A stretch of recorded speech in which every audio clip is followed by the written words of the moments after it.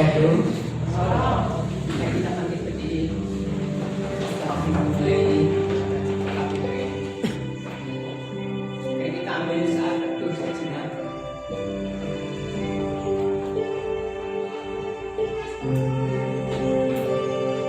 Pertolongan kami datang daripada Allah pencipta langit dan bumi, Allah yang tidak pernah meninggalkan umat punya anugerah, Allah yang menganugerahkan damai sejahtera melampaui akal budi di tengah-tengah kami selama kami beribadah. Di dalam nama Tuhan Yesus Kristus kami menyerahkan ibadah dari awal tengah sampai akhir. Haleluya. Amin. Kami persilakan duduk, saya serahkan kepada pemimpin.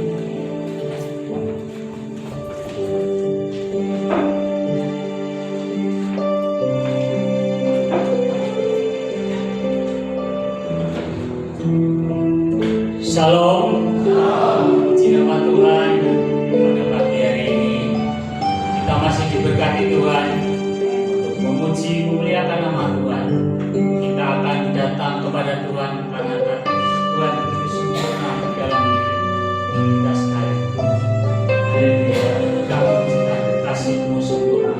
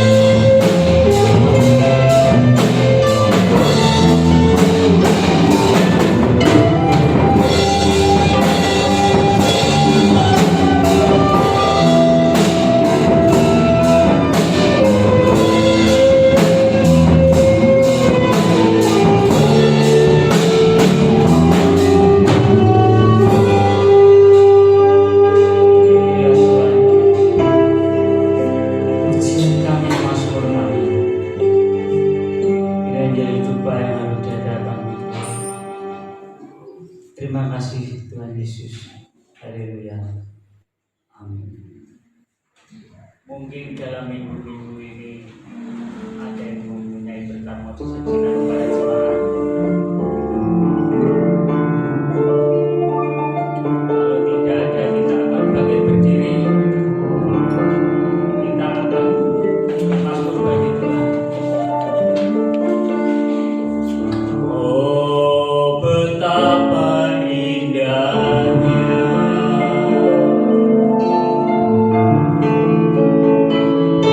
dan betapa eloknya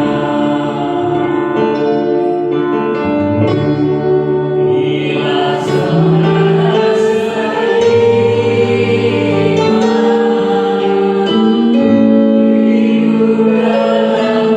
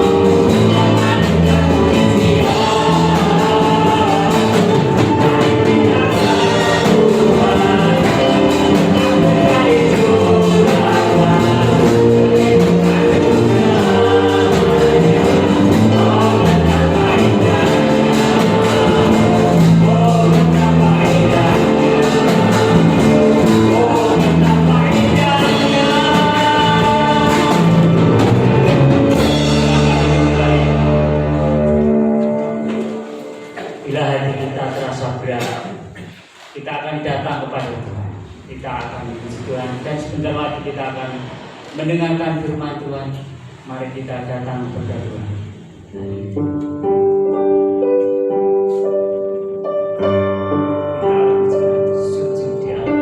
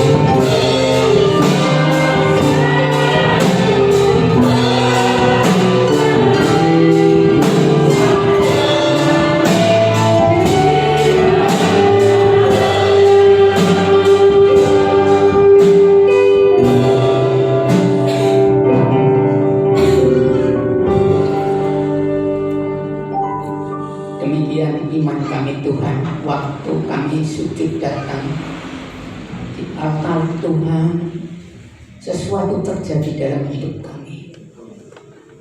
Itu yang kami imani, itu yang kami harapkan saat ini. Kami sujud di altar untuk mendengar firman-Mu. Kami memohon Allah Roh Kudus akan menolong kami, sehingga kami semua menjadi pelaku-pelaku firman. Terima kasih Bapa, terima kasih. Berfirmanlah, karena kami semua siap untuk mendengarkannya. Kami sambut Tuhan firman-Mu dengan rasa syukur di dalam Tuhan Yesus Kristus. Haleluya. Amin.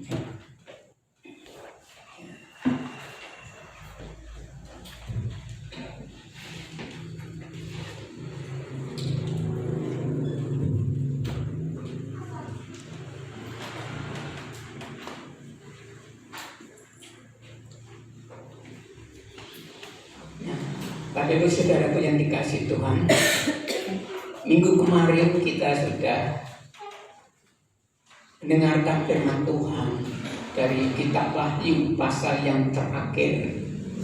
Namun itu bukan khotbah yang terakhir. Saya sudah mengatakan demikian karena terus terang setiap pasal yang kami sampaikan itu banyak hal yang kami ringkas seringkas-ringkasnya karena waktu. Sehingga kesempatan-kesempatan lain yang bisa kita dapatkan untuk mendengar firman Tuhan dari pasal tersebut masih bisa. Nah, terutama pasal yang terakhir, ayat pasal 22, di sana ada peringatan yang perlu menjadi perhatian bagi kita semuanya.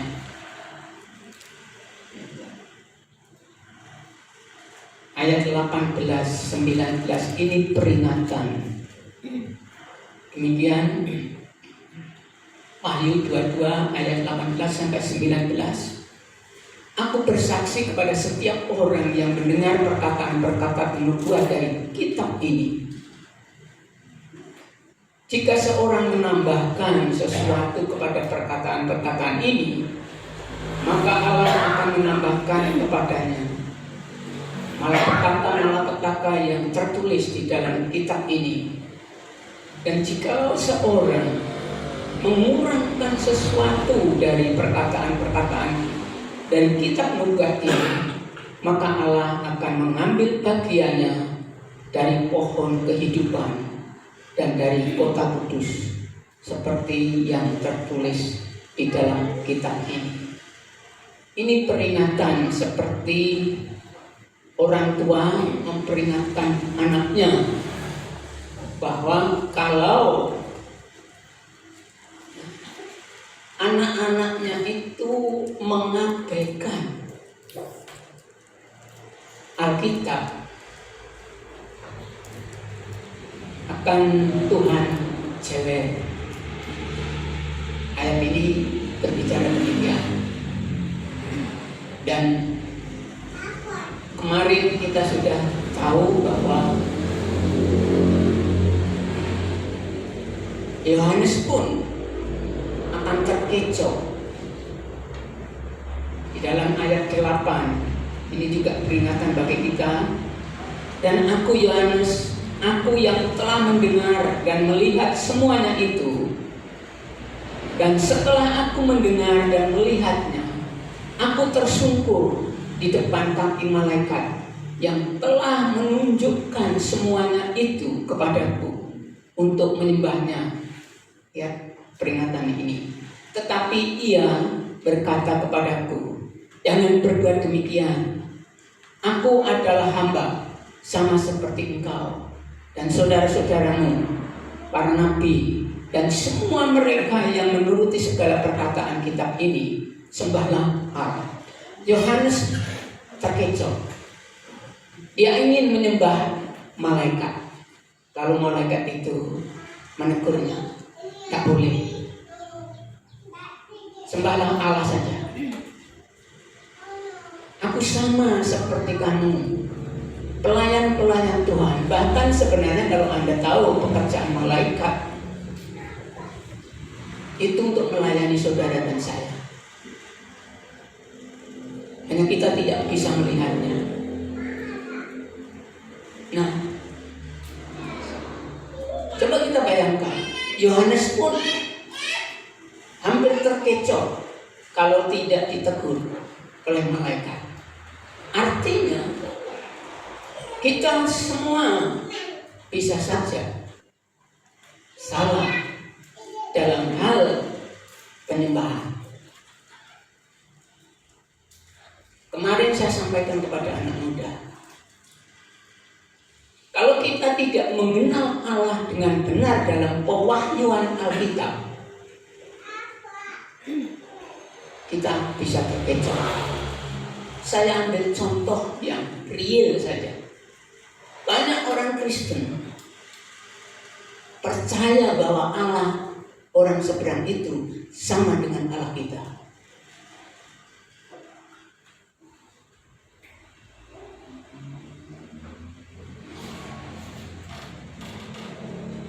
Sehingga sama saja. Jalannya banyak. Lalu orang Kristen manggut-manggut. Padahal sangat-sangat berbeda. Allah mereka lain dengan Allah yang kita sembah. Allah mereka ada 99 nama. Kalau Anda melihat di TVRI 4 setiap habis adzan maghrib selalu dimunculkan nama-nama Allah itu. Perhatikan di sana. 99 nama itu tidak ada satu pun yang namanya Immanuel. Tidak ada nama satu pun yang namanya Yahweh. Padahal Allah yang memperkenalkan pertama kali kepada manusia Musa, dia memperkenalkan dirinya Yahweh. Tetapi di sana tidak ada. Allah kita adalah Allah sang juru selamat. Dalam Yesaya, melalui Nabi Yesaya teriak. Tetapi di sana tidak ada. Dan kalau tahu sejarahnya, bait Allahnya pun beda dengan bait Allah kita yang kita percayai dalam Alkitab, dalam Perjanjian Lama. Isinya pun beda. Dalam Alkitab, isi bait Allah ya, itu merupakan tabut perjanjian, lambang kehadiran Allah. Itu lambang kehadiran Allah. Tapi bait Allah mereka isinya batu hitam. Ada perbedaan, tidak sama. Gitu. Sehingga kalau kita sampai mengabaikan Alkitab, lihat ya, peringatannya tadi, kita akan mengalami kerugian besar.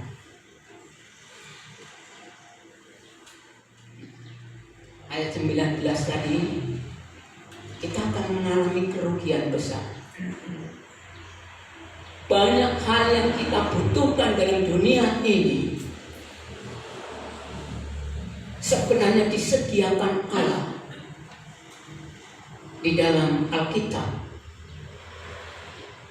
dan Roh Kudus menolongnya, melengkapi kita untuk hidup mengiring Dia melalui Alkitab. Sehingga saudara yang dikasih Tuhan, saran saya sebagai hamba Tuhan, mencintai, menghormati, dan mentaati Alkitab. Itu kebutuhan kita.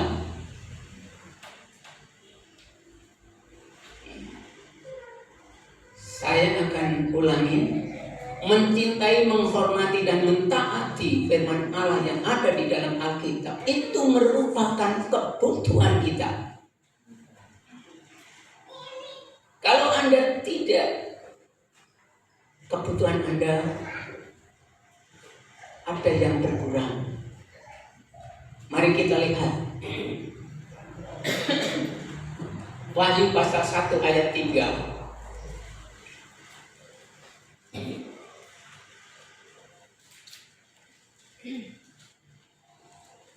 Berbahagialah ia yang membacakan dan mereka yang mendengarkan kata-kata nubuat ini dan menuruti apa yang ada tertulis di dalamnya, sebab waktunya sudah dekat. Saya akan konsentrasi di sini aja. Nanti di rumah bisa Roma pasal 10 ayat 8. Kalau data seterusnya sampai ayat 10. Tapi saya akan konsentrasi di sini. Hasil orang yang membaca dan didengarkan sendiri dan perintah itu dituruti akan menghasilkan kebahagiaan. Saya ulangi. Nah, orang yang membaca Alkitab, didengarkan, artinya bersuara.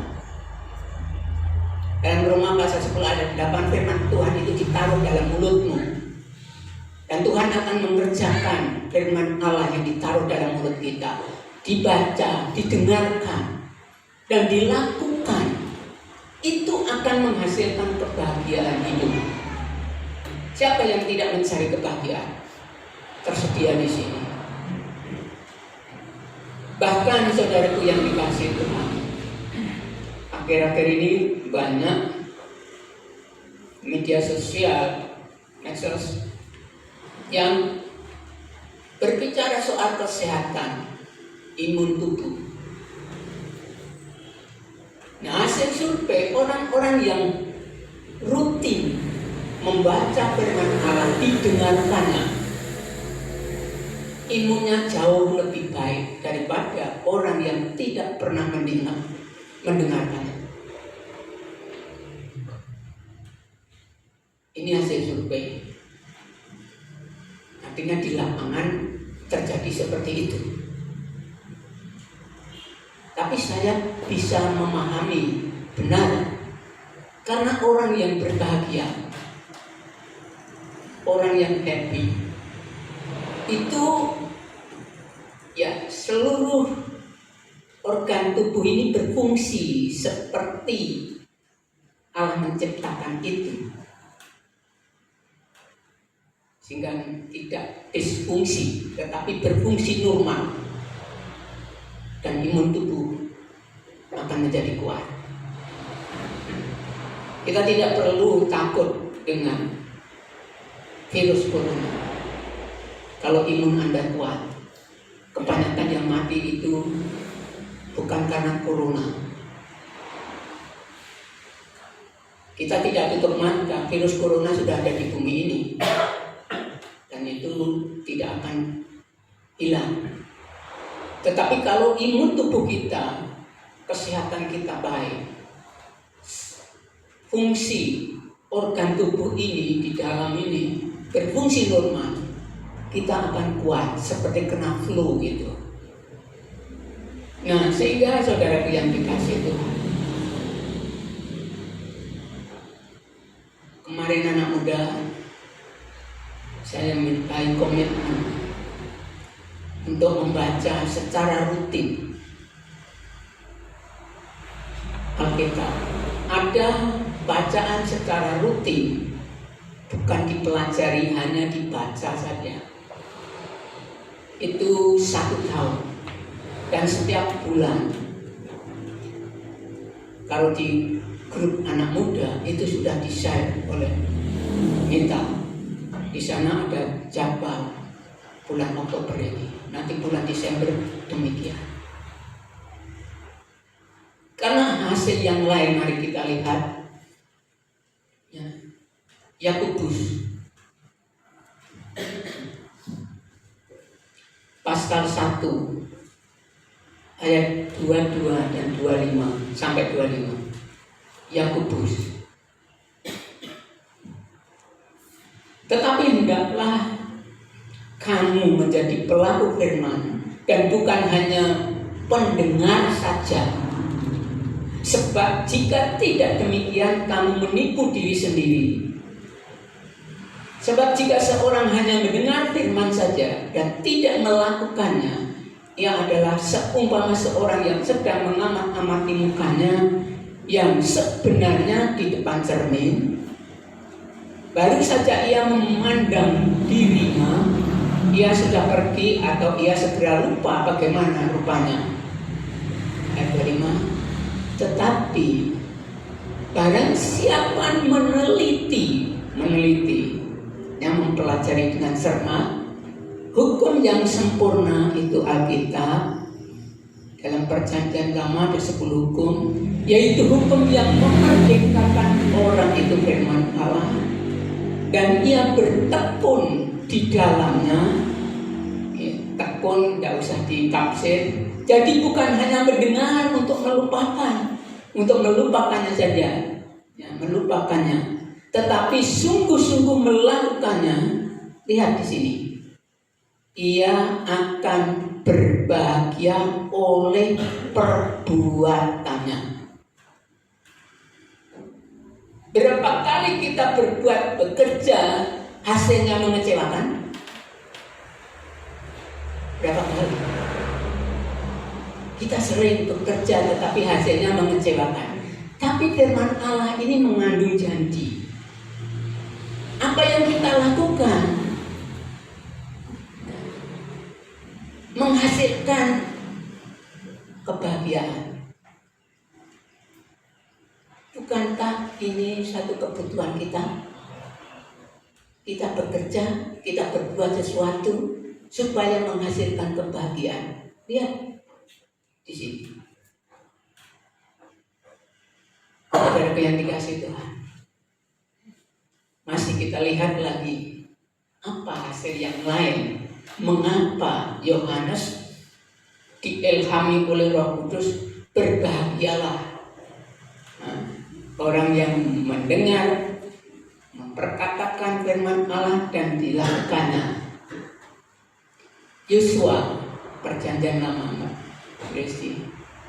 Yosua pasal 1 ayat 8.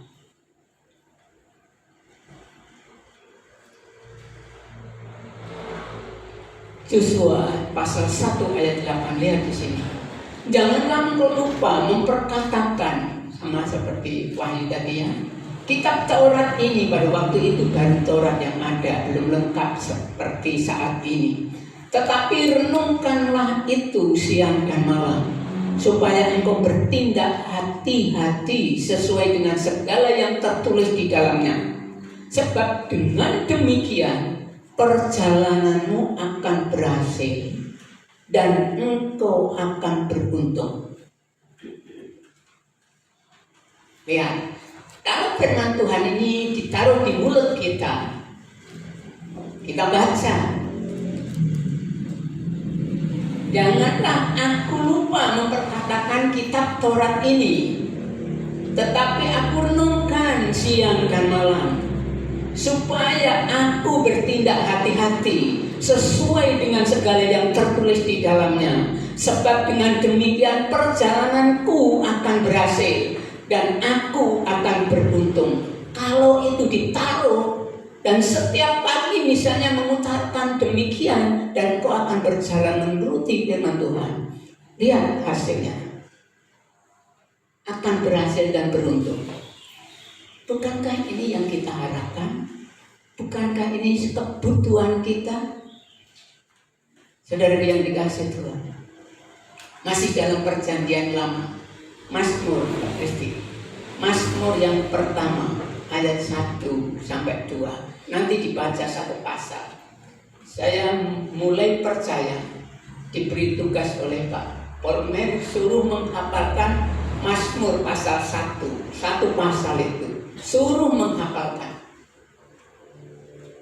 Dan kalau sudah hafal, saya suruh datang ke rumahnya, akan diberi hadiah. Bapak rohani saya pinter cara mendidiknya. Gitu. Nah, saya baru percaya yang namanya dihadiahi itu sangat senang. Saya tekun. Nah, 2 hari saya sudah hafal. Langsung datang. Suruh menghafalkan. Saya hafal.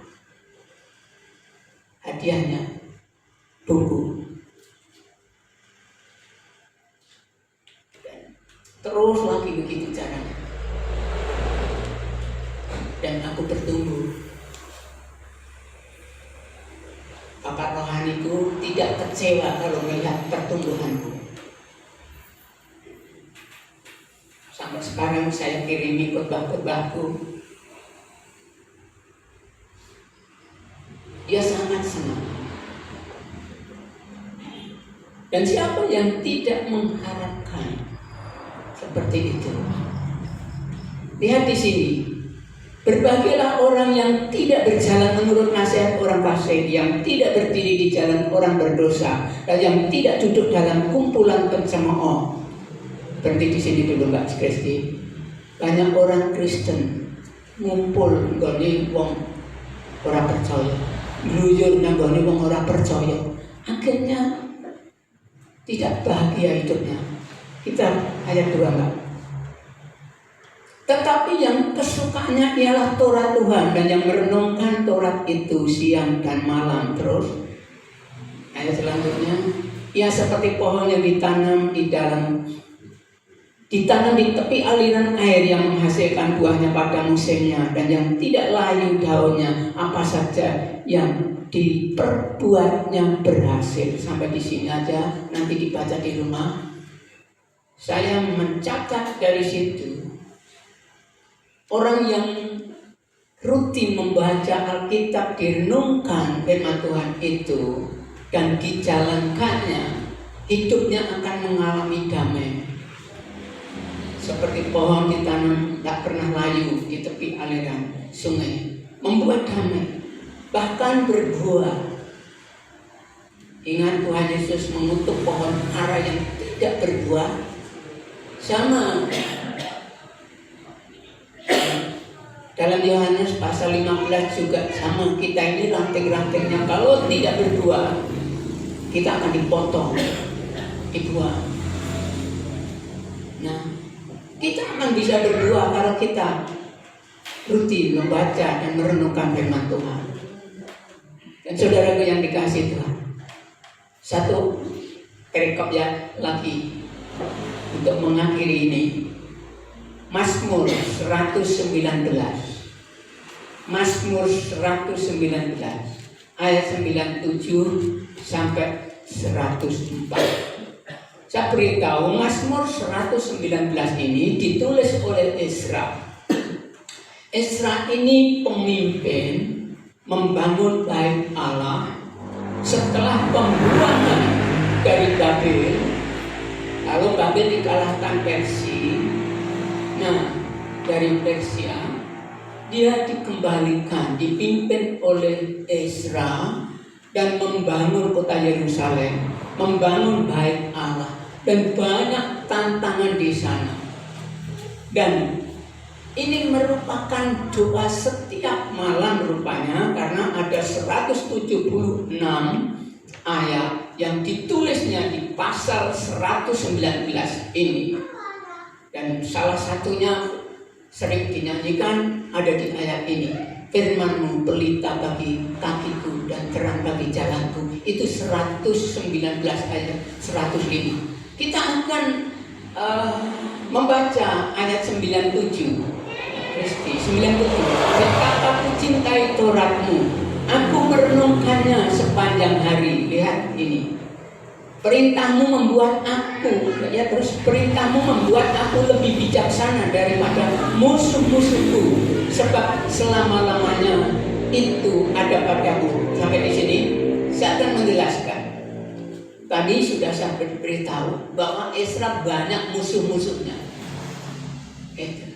Tetapi karena dia merenungkan firman Tuhan siang dan malam, dia lebih bijaksana daripada musuh-musuhnya. Artinya Hasilnya firman Tuhan membuat bijaksana. Saya kemarin memakai ayat ini, saya sarankan kepada anak muda, jangan takut kalau membaca Alkitab Anda ketinggalan pelajaran, jangan takut. Karena justru Anda akan dianugerahi kebijaksanaan dari lawan-lawannya. Terus, aku lebih berakal budi daripada semua pengajarku, sebab peringatan-peringatanmu kurenungkan. Nah, kadang-kadang ada murid baru dijelaskan sepertiga, dia sudah tahu semuanya. Orang yang merenungkan kitab suci diibaratkan lebih berakal budi dari pengajar. Lihat di sini. Terus Mbak Kristi. Aku lebih mengerti daripada orang tua, sebab aku memegang titah-titahmu. Banyak wong tua kaya bocah, tetapi justru sing ijit bocah malah dadi kaya wong tua. Saya masih ingat pengalaman saya.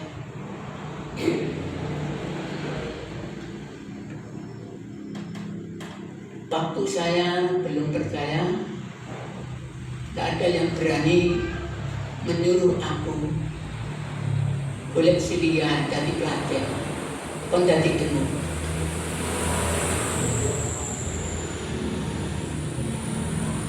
Setelah percaya, ya orang-orang itu sangat menghormati. Mengapa? Karena aku sebelum percaya sudah membaca kitab Perjanjian Baru yang memberikan Pak Narno kepada saya. Saya baca berulang-ulang. Saya tidak menyadari bahwa kalau saya ngomong-ngomong dengan tokoh di sana, saya tidak ketinggalan. Saya lebih unggul dari orang tua di sana. Lihat di sini.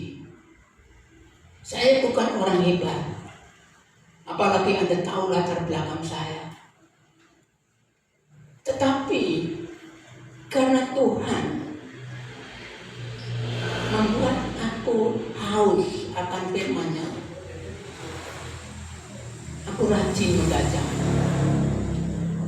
Dan akhirnya saya lebih daripada orang-orang tua itu. Terus Mbak Kristi. Terhadap segala jalan kejahatan aku menahan kakiku, supaya aku berpegang pada firman. Saya dulu sebelum percaya menjadi penjudi. Setelah percaya aku nggak mau. Nek tinggal lotre, nek orang main kartu kan di itri lotre sih. Nek lotre. Di sini kita ngomong. Yo, wis ora ngerokok, wis ora main. Lu merawat kain arep dilinteng. Aku ora kalah akal itu karep banting dhewe. Aku ngomong, ora kaya ngono kuwi. Main karo orang main coba apik sing ndi to. Apik ning orang main. Nah, aku milih sing apik. Lha kok wae sing milih sing elek. Ya kena elek kok dipilih. Tapi itu nampak piye? Rukun kok ngono. Dan rukun ki sambatan yang sambatan ngono ki rukun. Dan nek wong ora rukun. Wong milik bandane liyan. Wong kene wis nate tak kandhane kowe kan kepengin menang kabeh to. Iya. Wis carane ngene dumen bae duwite rasa suwe-suwe didum kok kek nyam iki nyam sedulurmu iki kek sesuk nyam iki kabeh ora menang. Lha dene mboten main ngoten niku. Lah mang jaluk menang kabeh, lha kok yo iso wong papa cak sedulur main jaluk menang kabeh. Gak menang. Lah niku nek ora menang kabeh. Niku namanya arisan, Pak. Ora arisan yo ora sah main. Kok ora menang kabeh, jalukmu kan menang. Nah, Bapak Ibu Saudaraku yang dikasih Tuhan. Kalau kita tahu dari dalam, nggak usah diseneni wong wedok. Mari main nih, wong kenal. Main itu apik kok. Nek wong pinter kan milih sing apik. Mosok arep milih sing ora apik. Wong enek sing apik karo ora apik. Nah, Yakobus mengatakan kalau kamu tahu berbuat baik tidak melakukannya, kamu dosa. Yakobus 4 pasal 4 ayat 17. Dosa itu tidak melakukan yang baik. Jadi ini ngerti itu minta apa tapi orang ngakoni itu dosa. Ya ono kabeh kaya kowe iki. Dunyane beda, ya terserah, tapi itulah yang aku pilih. Saudara yang dikasih Tuhan, membuat bijaksana. Terus kalau kita berpegang, kita bisa bukan mengekang dosa, bukan, tetapi kita tidak berbuat dosa karena tertolong oleh firman Allah dan kuasa Roh Kudus yang menggerakkan firman Tuhan itu hidup dalam hidup kita. Terus Mbak Kristi, aku tidak menyimpang dari hukum-hukummu sebab engkaulah yang mengajar aku. Lihat ini dari ajaran Tuhan sendiri melalui firman Tuhan kita bisa hidup kudus, tidak berdosa. Terus Mbak Kristi, betapa manisnya janjimu itu bagi langit-langitku, lebih daripada madu bagi mulutku. Lihat di sini. Janji firman Tuhan yang ada di dalam firman Tuhan itu membuat jiwa kita segar. Nah, sekarang sudah bukan rahasia bahwa madu itu membuat menjadi kesehatan bagi kita. Tetapi jiwanya bukan dari madu. Kesehatan kita betul dari madu, tubuh kita betul dari situ. Tetapi jiwa kita akan disegarkan melalui janji firman Tuhan itu. Terus Mbak Kristi, aku peroleh pengertian dari titah-titahmu. Lihat, membuat pengertian. Itulah sebabnya aku benci segala jalan dusta. Terus, firman-Mu itu pelita bagi kakiku dan terang bagi jalanku, penuntut hidup. Saudara yang dikasih Tuhan, ternyata firman Tuhan itu kebutuhan hidup kita setiap hari.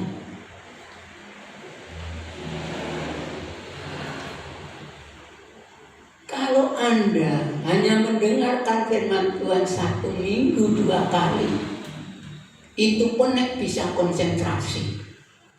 Kadang-kadang waktu firman Tuhan disampaikan, pikirannya kemana-mana, akhirnya nggak bisa konsentrasi. Nah, jiwa saudara akan layu karena nggak terpenuhi nutrisi firman Allah yang merupakan kebutuhan jiwani kita, rohani kita. Sadarlah bahwa hidup ini bukan hanya daging ini, tapi ada jiwa dan roh yang membutuhkan nutrisi tersimpan di dalam firman Allah. Dan Roh Kudus akan menolong kita sehingga kita bisa mengatakan firman-Mu itu pelita bagi kakiku dan terang bagi jalan. Seperti Isra, penulis Mazmur 119. Berkomitmenlah sekarang. Aku sangat membutuhkan firman Tuhan. Aku mau membaca dan merenungkan setiap hari.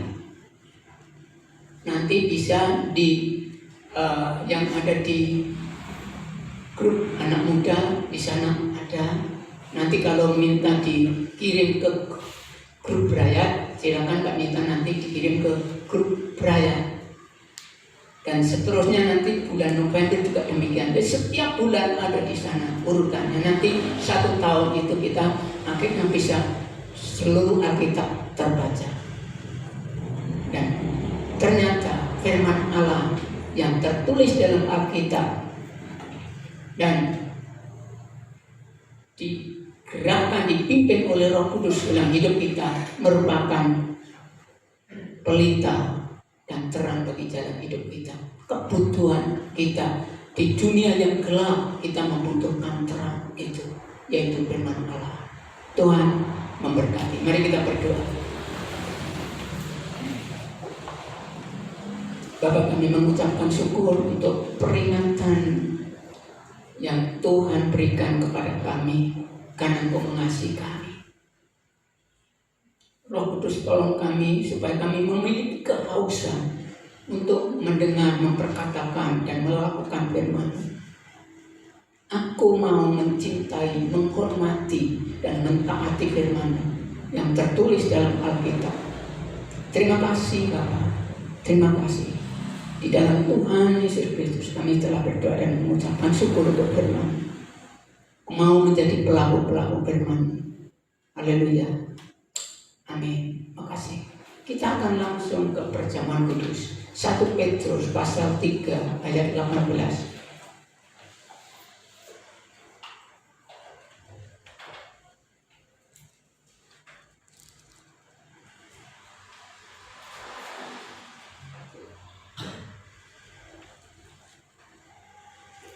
Petrus pasal 3 ayat 18. Sebab juga Kristus telah mati sekali untuk segala dosa kita. Ia yang benar untuk orang-orang yang tidak benar, supaya ia membawa kita kepada Allah. Ia yang telah dibunuh dalam keadaannya sebagai manusia, tetapi yang telah dibangkitkan menurut Roh. Dan di dalam Roh itu juga ia pergi memberitakan Injil kepada roh-roh yang di dalam penjara. Saudaraku yang dikasihi Tuhan, mengapa Tuhan Yesus rela mati bagi saya yang sangat menjijikkan sebenarnya di hadapan Allah? Mengapa Tuhan Yesus rela mati bagi saudara-saudara yang notabene adalah manusia yang berdosa, yang memusuhi Allah? Saudara yang dikasihi Tuhan, kalau selagi pacaran mengatakan, aku nek ora entuk kowe trimo mati, nggih.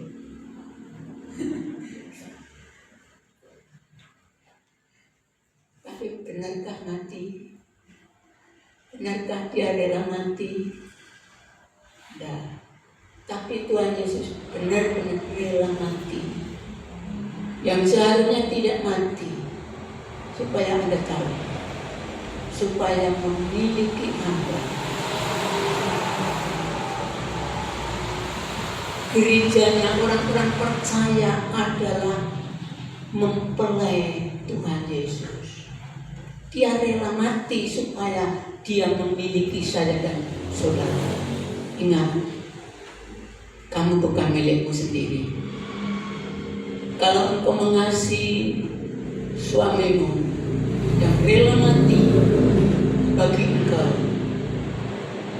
calon suamimu sekarang baru pacaran, Paulus mengatakan, kita ini sedang berpacaran. Kalau Anda tidak mau menyerahkan seluruh totalitas hidupmu kepadanya, Anda tidak layak mengatakan, aku mengasihi engkau Yesus. Karena orang yang mengasihi pasti menyerahkan dirinya secara totalitas. Sadar bahwa tubuhmu bukan milikmu, hidupmu bukan milikmu, tetapi milik Dia yang telah rela mati bagi engkau supaya memiliki engkau. Banggalah kau menjadi milik Kristus, karena nanti akan disandingkan, dimuliakan di dalam kekekalan nanti. Tuhan memberkati. Mari kita ambil saat teduh sejenak.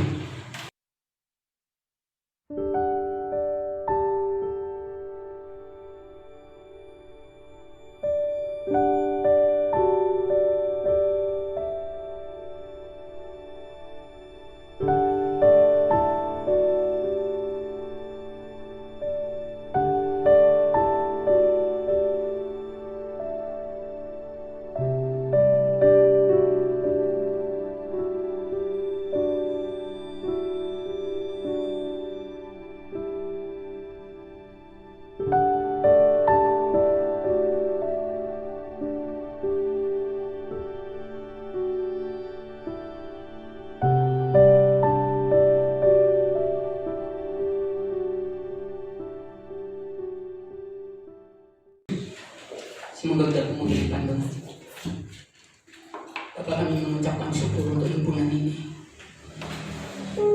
Kami bersyukur untuk hadirat-Mu. Kami bersyukur untuk firman-Mu. Kami bersyukur untuk karya-Mu dalam hidup kami.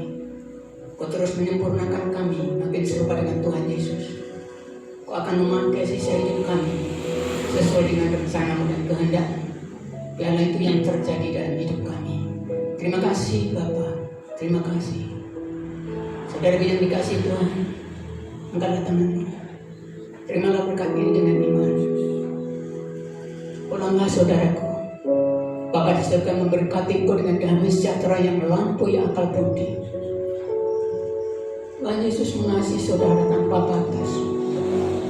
Roh Kudus membimbing saudara, memberikan kuasa kepada saudara, sehingga saudara akan menjadi pemenang dalam kehidupan ini. Karena saudara akan dijadikan garam dan terang di mana saudara berada. Di dalam Tuhan Yesus Kristus Allah memberkati saudara. Haleluya. Yang telah diberkati katakan amin. Bapa terima kasih. Semuanya sahabat kami, kau jadi berdaya.